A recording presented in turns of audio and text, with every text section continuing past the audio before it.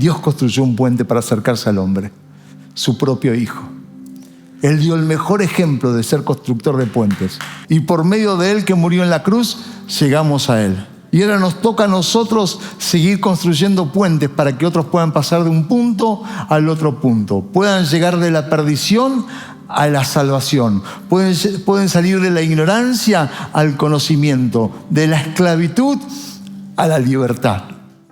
Y tengo un título muy particular porque ni siquiera es la traducción de los idiomas originales de la Biblia. Y el título del mensaje es Pontifex.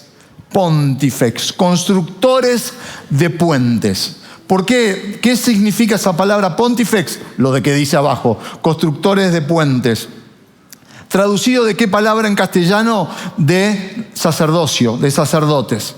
Ahora, ¿es una traducción del griego? No. ¿Es del arameo? No. ¿Es del hebreo? Tampoco. ¿De dónde sale? Del latín. Y en un momento te voy a decir por qué decidí utilizar justamente esa traducción y por qué metafóricamente o en una metáfora pedagógica o en una metáfora teológica quiero usar este título. Tiene que ver con lo que te hablo.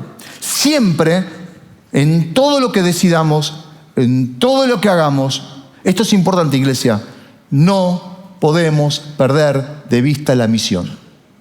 Podemos estar repletos de actividades, pero las actividades no son competencia de la misión. Y la misión es que todos conozcan a Jesús. Y la misión es que todos sigan a Jesús. Conversión y discipulado.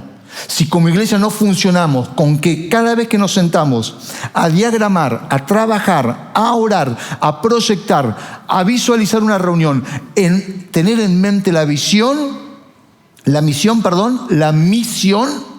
estamos liquidados, estamos en un gran problema. En un momento quiero que leamos en unos segundos una lectura que va a hacer Pedro. Y te voy a decir el contexto rápido de Pedro en el contexto en el que les escribe. Uno podría decir, es un poquito duro lo que comienza diciendo, entonces les está hablando de una iglesia cómoda. Les está hablando de una iglesia dispersada, es una iglesia que se tuvo que expatriar. O sea, una iglesia perseguida. Uno podría decir, si tengo un hermano sufriendo que se tuvo que ir a otro país porque lo están persiguiendo, le voy a dar una carta con el mayor de los amores y el mayor de los ánimos, pero Pedro actúa con firmeza y aunque vamos a leer algo que tenés que concentrarte mucho y quiero que tengamos el tiempo de la lectura bíblica, yo luego voy a tratar de llevarlo expositivamente este mensaje. ¿Qué significa expositivamente? Que quiero que después partamos este texto que vamos a leer en 4 segmentos de la palabra y los podamos ver rápidamente. Todo eso tiene que suceder en los próximos minutos, así que todas nuestras neuronas enchufadas, toda nuestra concentración y vamos a la lectura de Primera de Pedro, capítulo 2, versículo 1 hasta el 10. Primera de Pedro. Por lo tanto, abandonando, acuérdense el contexto siempre, toda maldad y todo engaño, hipocresía, envidias y toda calumnia, deseen con ansias la leche pura de la palabra como niños recién nacidos. Así por medio de ella crecerán en su salvación. Ahora que han probado lo bueno que es el Señor, Cristo, la piedra viva rechazada, era un punto aparte. Cristo es la piedra viva rechazada por los seres humanos, pero escogida y preciosa ante Dios. Al acercarse a Él, también ustedes son como piedras vivas, con los cuales se está edificando una casa espiritual. De este modo llegan a ser un sacerdocio santo para ofrecer sacrificios espirituales que Dios acepta por medio de Jesucristo. Así dice la Escritura: miren que pongo en Sión una piedra principal, escogida y preciosa, y el que confíe en ella no será jamás defraudada. Para ustedes los creyentes, esta piedra es preciosa. Pero para los incrédulos, la piedra que desecharon los constructores ha llegado a ser la piedra angular. Y también una piedra de tropiezo y una roca que hace caer. Tropiezan al desobedecer la palabra, para lo cual estaban destinados. Pero ustedes, les dije que tiene que haber un recorrido y una misión, y la misión tiene que estar clara, pero ustedes son linaje escogido, real sacerdocio, nación santa, pueblo que pertenece a Dios, para que proclamen las obras maravillosas de aquel que los llamó de las tinieblas a su luz admirable. Qué linda la palabra cuando habla por sí misma. Podríamos entonces mirar este texto en un trazado, en un camino que nos lleva sobre estos 4 aspectos principales. Número 1, ponelo por favor, es, el anterior, o si lo tenés por ahí, despojo, crecimiento, edificación y misión. Ahí lo tenemos. Despojo, crecimiento, edificación y misión. Estos 4 puntos son los que Pedro empieza a hablar. Primero una limpieza, y habla de limpiarnos. Luego, aquellos que estamos limpios, ¿cuál tiene que ser nuestro menú? ¿De qué manera nosotros crecemos? Vos no le das a tu bebé unas milanesas con papas fritas a los 2 meses de vida. Tiene que haber un alimento, ¿de acuerdo? Vos no podés vivir de un alimento que sabés que está mal. Luego, entender cuál es nuestra posición en Cristo, piedra angular, piedra viva. Nosotros, parte de esa comunidad, piedras vivas, para lo último, que fue lo que aplaudieron todos, completar la misión. Nada tiene sentido, no hay limpieza, no hay alimento, no hay posición, si yo no entiendo que como congregación tenemos una misión. No me puedo detener en ningún punto y quedarnos a vivir como iglesia en uno de esos 4 puntos, o de darle mayor intensidad a un punto, si no entendemos. Cuando termina Pedro diciendo, ustedes son real sacerdocio, son linaje escogido, son nación santa, son pueblo adquirido por Dios para. Y ahí está el enfoque, para. Y por eso el título del mensaje, ser constructores de puentes. Somos constructores de puentes. Llevamos a las personas que están en un lugar no comunicadas con el otro lugar. En un lugar está la perdición, en otro lugar está la salvación. Y nosotros, que tenemos la posibilidad de tener el mensaje, construimos puentes para que eso pueda llegar a escucharse y puedan recibir. Entonces, en esa metáfora que recién les hablaba, pedagógica, veamos de manera casi expositiva este texto. ¿Y qué debemos revisar hoy? Número 1, revisar que tengamos ropas limpias. ¿Cuántos trajeron la ropa limpia hoy? Por la duda, el que no levantó la mano corra así un poquito si tiene lugar, ¿no? Pero, ¿viste? ¿Viste cuando te pasaste un día súper transpirado y no te pudiste llegar a cambiar a tiempo? Qué incómodo, hasta uno no se aguanta, ¿no? ¿Y qué decimos? No me aguanto ni yo mismo. Quiero llegar a casa, cambiarme esta ropa, pegarme un duchazo. Miren, cometí una gran equivocación hace un par de años en un viaje en Estados Unidos, hace poquito. Partíamos para Buenos Aires y normalmente trato de llevar una carrera y no despachar nada, pero en esta oportunidad, como estaba regresando, ya tenía algunos, vieron que siempre te enchufan mandados para traer, ¿no? Cosas que hoy encima llegás y ya no las tenés que salir ni a comprar, ya alguien las compró por vos y están ahí esperándote en el lugar donde estás hospedado, que son realmente tu familia que quiere 2 remeras, la ropa de los nenes y estas cositas que son más baratas y que las compran. Y estaba allá. Y se me ocurre despachar absolutamente todo mi equipaje, porque ya estaba por volver 12 horas de vuelo, entre escala y eso. Y me quedo con una mochila. Digo, ya estamos por subir. Nunca lo hago. Estaba distraído, tenía ganas de volver, estaba solo. Si hubiera con Lizzie me hubiera dicho un poco más de previsión. Y de repente, cuando estábamos por tomar el vuelo, dice, el vuelo no sale. Así que tipo 12 de la noche al hotel. ¿Vieron? Es lo peor que te puede pasar. Vos ya tenés ganas de estar a la madrugada, a la mañana en tu casa, extrañás tu casa, tuviste un viaje largo, estás agotado y te mandan a un hotel que era horrible. Horrible, como te lo paga la aerolínea y es para pasar la noche, horrible. Y yo digo, no tengo muda de ropa. Y no voy a ser muy escatológico con lo que te voy a decir. No tenía nada. Y yo digo, toda la noche, todo el día viajando, yo no me voy a aguantar.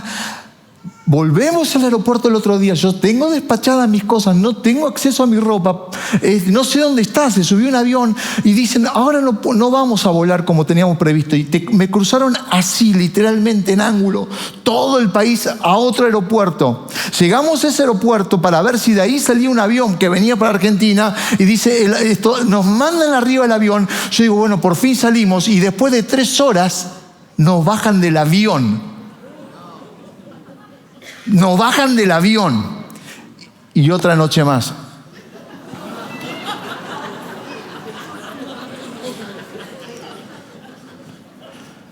Tuve que inventar una ciencia nueva que se llama cómo lavar en un hotel tu ropa en 4 horas que se lave y se seque.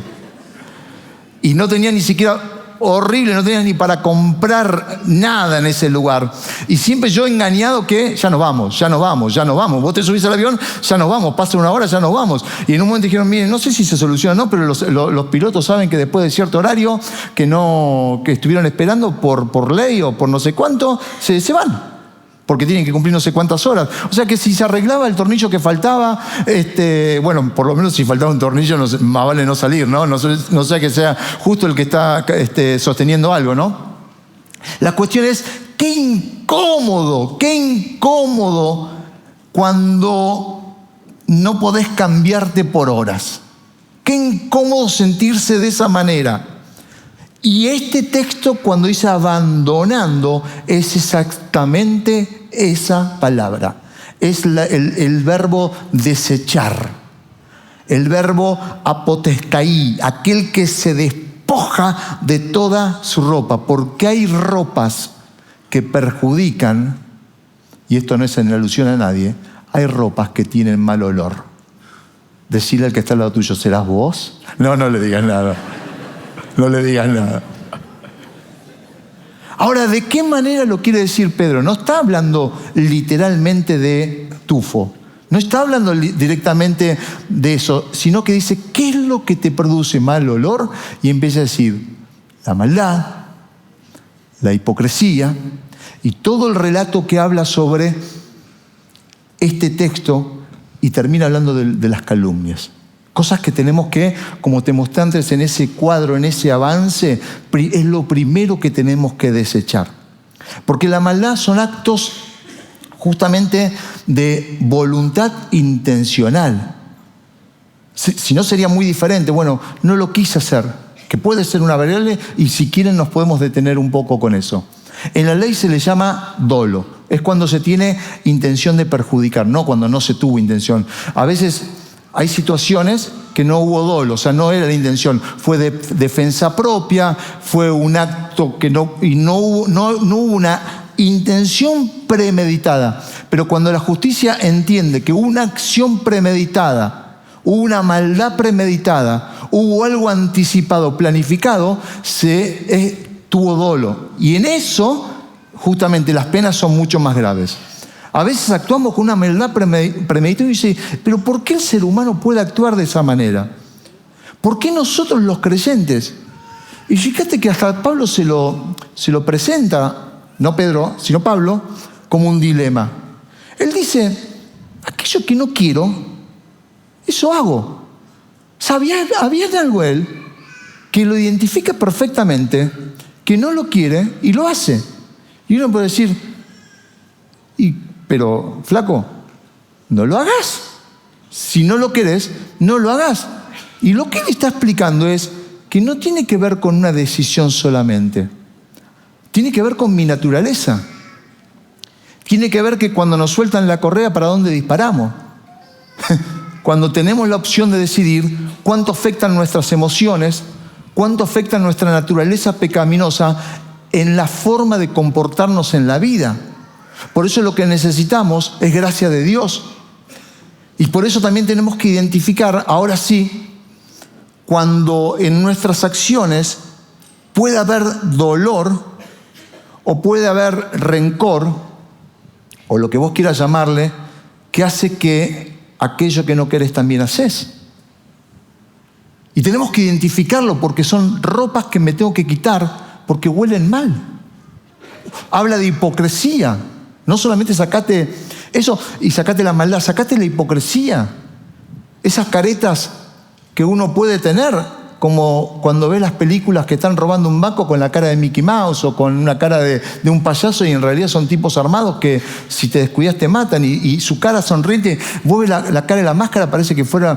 Y sí, funciona de esa manera. A veces actuamos con máscaras, mostramos algo, pero dentro nosotros no somos de esa manera. Y alguien equívocamente se llena de orgullo cuando dice, yo soy un tipo sincero. Yo no ando con hipocresía y con máscara. ¿Y quién te dijo que ser sincero es bueno? ¿No te parece un poco loco pensar que si todo lo que vos pienses lo decís, ¿a cuánto puedes dañar? Porque a veces uno piensa cosas de los demás y se las guarda. Yo no puedo ser sincero todo el tiempo. No vas a andar todo el tiempo diciendo, hay cosas que tenés respeto, que las decís de una manera decorosa, que las inundás con amor. Aprendí algo que es mayor que la sinceridad, que es digo lo que pienso, que es la autenticidad, que es trabajar en hacer lo que digo que pienso. Entonces trato de que cuando digo, lo estoy haciendo, que es más profundo que decirlo, porque vos puedes decir algo que es lo que pensás, pero vos no lo estás haciendo tampoco, pero lo dijiste, ay, fui sincero. Y lastimás.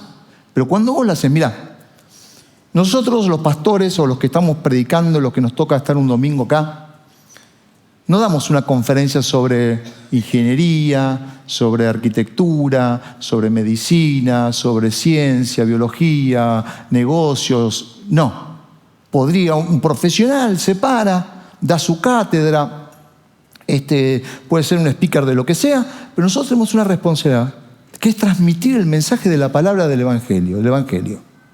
Tenemos la responsabilidad de que cada domingo, cada vez que nos reunimos, reflexionar. Pero quitémonos esa imagen de que el Todopoderoso o el Santo le dice a los pobres incircuncisos lo que tienen que hacer, sino es reflexionemos, conversemos de la palabra. Pero tenemos una gran responsabilidad. Yo tengo una gran responsabilidad. Yo cargo con una gran responsabilidad, que no alcanza con que Gonzalo solamente sea sincero en decir la palabra, sino que yo la tengo que experimentar permanentemente en mí y ser mucho más desafiado porque me toca hablar todos los días. Alguno podría quedar callado y decir, bueno, yo no hablo, así que como no opino no me equivoco. Y sí, el que no opina no se equivoca, está muy bueno. Eso no significa que haga las cosas bien. Entonces, no es cuestión de ser sinceros, sino auténticos. Y luego habla de los chismes, de la calumnia. Igualmente este mensaje no es para ustedes. Nadie acá es chismoso. Levanten la mano los chismosos, por favor.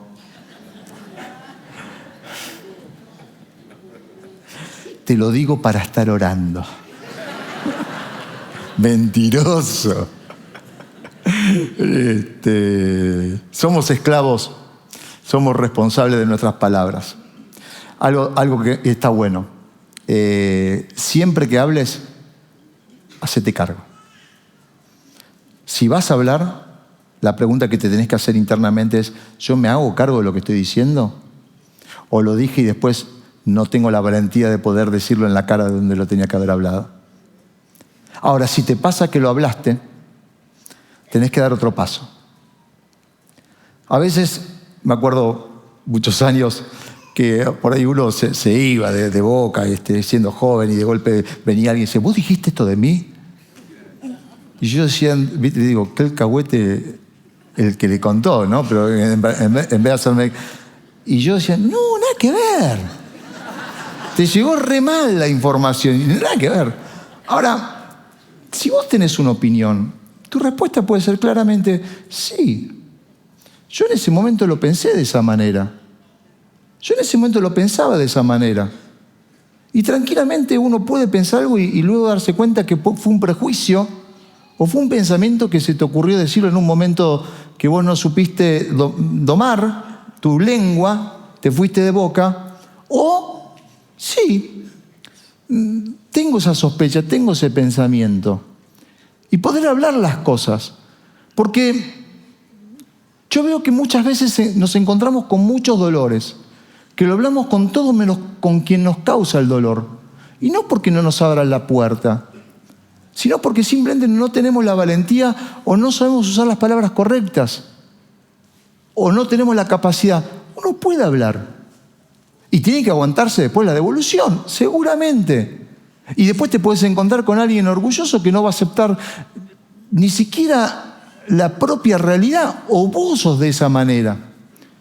Pero sea de una manera u otra, lo que él está diciendo es lo número uno, el despojo de tus ropas sucias tiene que salirse. Y lo segundo que acá vemos es tengamos una dieta sana. La segunda revisión, revisemos que tengamos una dieta sana. Y ahí Pedro dice, deseen con ansia la leche pura de la palabra. ¿Cuántos dicen amén conmigo que el azúcar y la harina es muy buena? Hoy los estoy probando, porque les estoy haciendo trampas con el falso amén. ¿Vieron que uno dice, digan amén, amén? Y uno dice, ¿cuándo quieren irse al infierno? Amén. Eso porque está distraído. Entonces, ahora, ¿a cuántos les gustan las harinas? ¿A cuántos? Levante la mano. A mí no me gusta la harina, me gusta el pan, la pizza. La harina, me gusta lo que sucede con la... Está bien, ¿no? Ahora, ¿cuánto le gusta el azúcar? Un buen postre.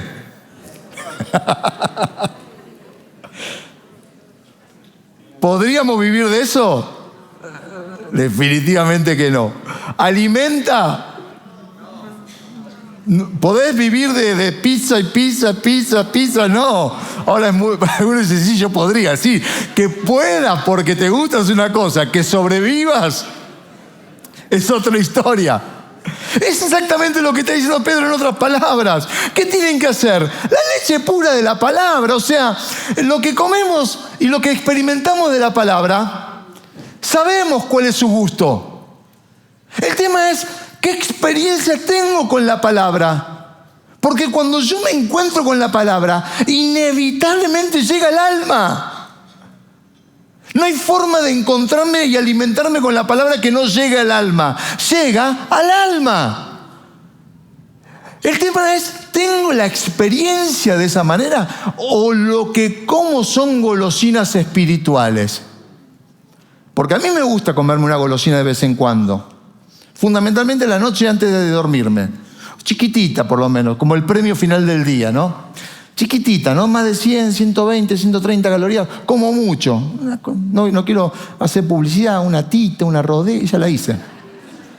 Algo así que sé que o un par de palmeritas, ¿cómo es? Sí, ¿no? Las palmeritas esas chiquititas así. Así un toquecito, como decir, ya está. Me comí un super postre y en realidad comí nada, pero hay que cuidarse. Ahora, vuelvo a esto. Vos sabés que eso no te va a hacer bien. Pregunto, ¿no a veces queremos consumir cierto menú espiritual con la misma tesitura? Y exigimos que donde vamos o lo que queremos es que solamente esto, solamente acá, solamente este tipo de mensajes, solo este tipo de expresión.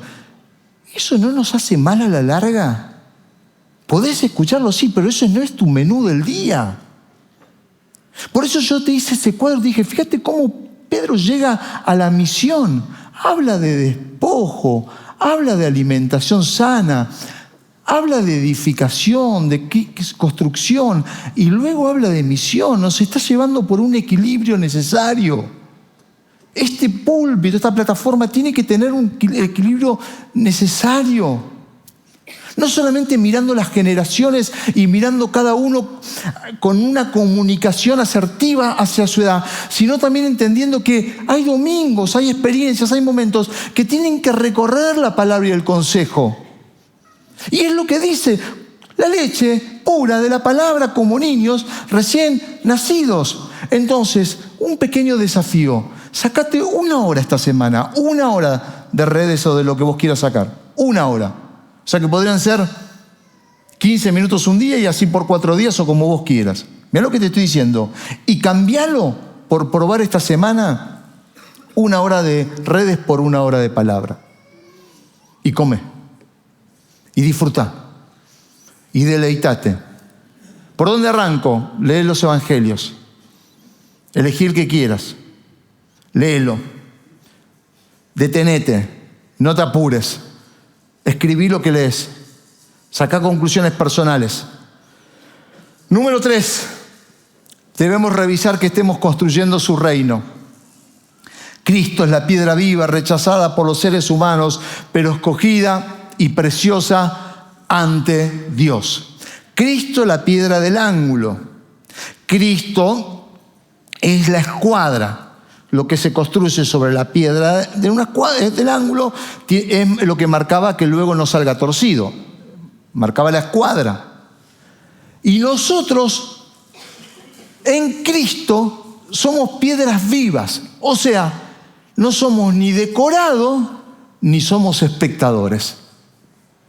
Si vos me dirías la mirada de una iglesia, justamente, y eso queda a veces muy prendido en nuestra retina, no es esto.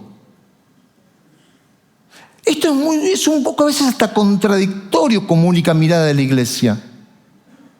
Es para momentos el que escucha y el que habla. Esto que estoy haciendo ahora es para momentos de la iglesia.